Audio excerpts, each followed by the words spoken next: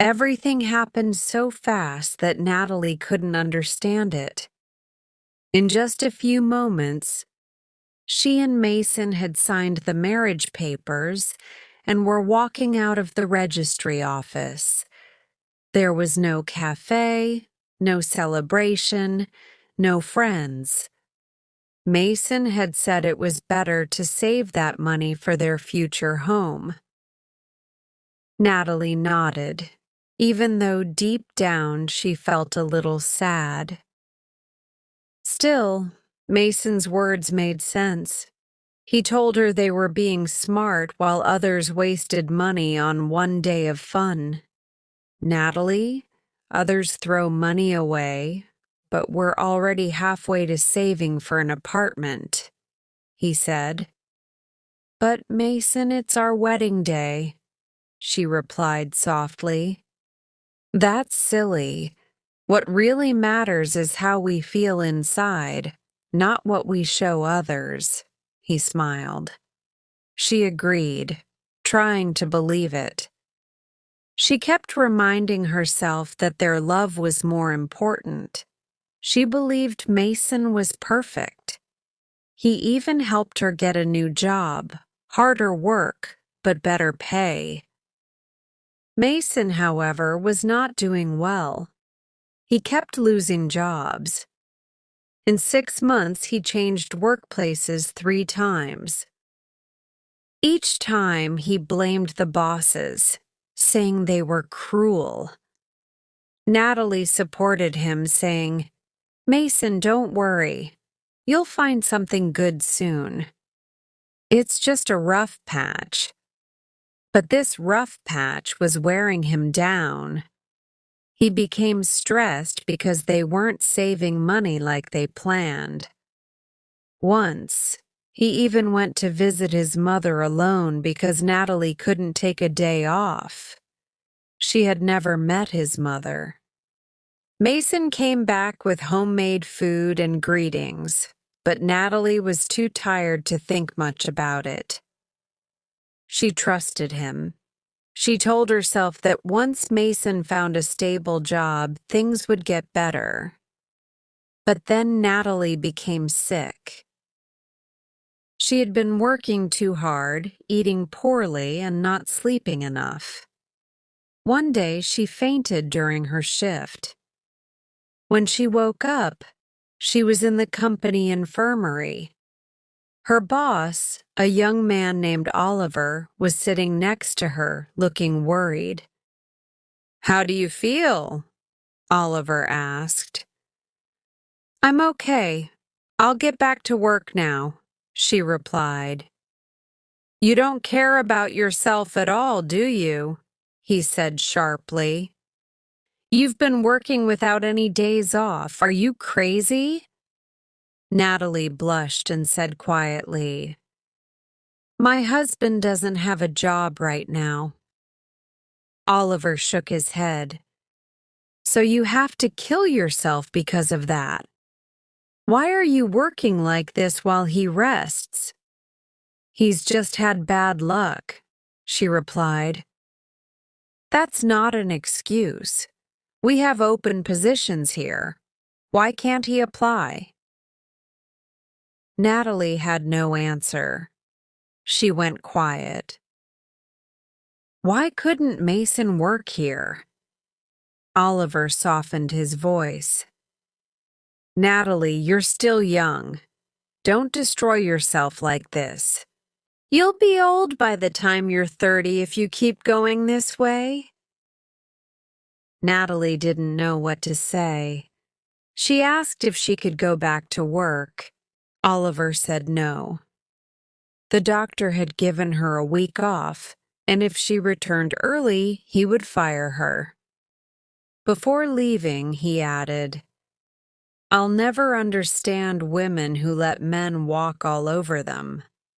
Natalie looked at the paper. Mason wouldn't be happy, but at least she could finally rest. She felt guilty for being glad, but she was too tired to care. That evening, she told Mason about the sick leave. He looked shocked and upset. He said he had planned to go to his mother's town to help with the garden.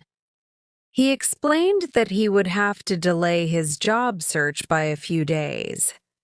Natalie comforted him, even though she didn't want to. "It's okay. Your mom is more important." He hugged her, said she was wonderful, and Natalie melted. She offered to go with him and finally meet his mother. He agreed, but said she should rest. "Maybe you should stay here. The doctor told you to rest." But she said she would come. "We'll help your mom and then spend some time together." She smiled. He seemed unsure but said okay. They planned to buy a gift for his mom. Natalie remembered that she had never met her and thought a gift would be a nice idea. Later, she heard Mason on the phone, talking quietly, maybe canceling something. She didn't ask. She was too tired. That evening, they took a walk around the city. It was the first time since their wedding. Natalie felt happy. Mason seemed sad. When she asked why, he said, "I'm worried about you." She hugged him. He seemed so caring. When they reached his mother's house, she greeted them warmly. "Finally, you're so pretty," she said to Natalie, who blushed. Mason's mother, Catherine, gave her son a strange look. They showed Natalie around. The place was beautiful. There were flowers everywhere, a relaxing spot, and a barbecue grill. They planned to cook shashlik. Mason's phone kept ringing. Natalie asked why he didn't answer. He said it was just banks offering loans. Then he asked Natalie to get some twigs from the forest. He said they only used forest wood for the barbecue.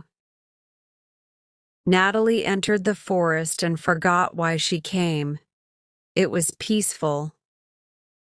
The birds, the smell of trees, and the sunlight made her feel calm. She wandered among the trees. Then she heard voices. 2 women were talking nearby. At first, Natalie didn't listen, but when she heard Mason's name, she froze. "See? Mason Carter is back," one woman said. "And Nina's been walking by his house with the baby, like he'll care." The other laughed. "She's crazy. He left her and the baby. And his wife doesn't even know. Poor thing. Gives him all her money while he fools around. His mom is the same. She hides everything and laughs about it. Says the wife is a fool, completely blind from love." Natalie couldn't move. Her heart pounded. They said Mason had a child with another woman. That meant he cheated on her while they were already married. And everyone here knew about it, even his mother. Natalie sat on a tree stump. She felt sick. How could she be so blind? All this time, while she worked nonstop, he used her money for other women. She stood up slowly. What should she do now? Go back to the house and pretend nothing happened? No, she had to leave. She remembered that the apartment was hers, not his. That made her feel stronger. She left the forest and walked toward the house, where she saw a young woman with a baby. "Are you Nina?" Natalie asked. The woman nodded nervously. "I'm filing for divorce tomorrow," Natalie said. "He's free, But take my advice, he's not worth it. Inside the yard, music was playing. There were guests, probably Mason's friends. Natalie didn't even know them. She went inside quietly and saw Mason's phone on the table. She picked it up, entered the bank app, and transferred all the money to her account. It wasn't much, but it was something. Then she packed a small bag and walked out. Mason noticed her. "Where are you going?" "Home," she said. "I don't understand." "What's there to understand? You lied. You spent my money on other women. The game's over." He narrowed his eyes. "So someone told you. What, you thought marriage would change me? I'm still me." "Exactly. That's why I'm leaving. I'll file for divorce tomorrow. You can collect your stuff from storage. I'll send the address." She turned and walked away. Her heart was beating fast. She didn't know when the next bus would come, but she didn't care. She just wanted to leave. A car stopped beside her. A man said, "Is that you?" It was Oliver. "Get in," he said. "Why are you wandering here instead of resting?" She got in. They drove silently for a while. Then Oliver asked about her mother-in-law's house. Natalie couldn't speak. Tears filled her eyes. Oliver noticed and pulled over. "Tell me what happened," he said gently. And she did. She told him everything about Mason, the lies, the child, the women, the shame. Oliver listened quietly, gripping the wheel tightly.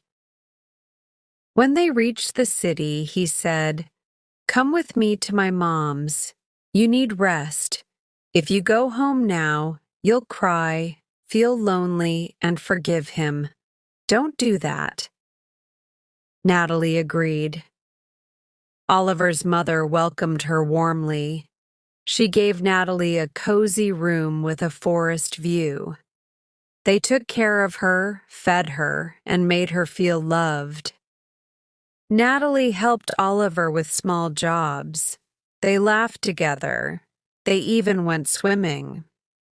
Slowly, she felt like herself again. After a few days, Natalie felt better. She looked better too. Before leaving, she said, "I want to come back." Oliver smiled and said, "I'll bring her every day if she wants." His mother whispered to Natalie, "Oliver's a good man, just shy. You should take the first step." Natalie laughed and promised, "Okay, I will." 3 months later, they had a happy wedding at the factory. A year later, Natalie gave birth to a beautiful baby girl. Oliver's mother was overjoyed, and this time Natalie knew she had chosen the right man.